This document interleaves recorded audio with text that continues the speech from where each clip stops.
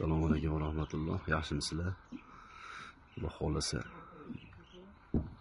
44 metrga 11 metrlik joyimiz ham bitish arafasida. Hozir romlar tepasini primishkaga tayyorlanyapti. Primishkamiz ham albatta tashab beton quyiladi. Romimiz 1.60 ga 2 metr bo'ladi. Ko'rishlar ham mumkin. Yoshlarimiz sho'r yo'q, yaxshi qisdan gaplashganmiz. Hozir orada mana shu partiya yaxshi kelmabdi.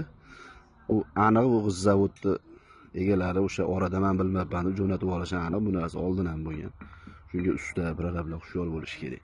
O'sha narsalarga e'tibor qilish kerak. Hozir mashina pulini bermaymiz shu partiyani.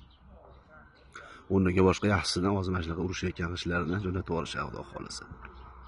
Toshimiz semo bilan qunduz urilyapti. Mana shunaqa xizmatlar zarur bo'lsa, aytaverasizlar, noldan bitkazib beramiz. Malakali staj bor ustalarni tashlaymiz. Sog' bo'linglar, salomat bo'linglar.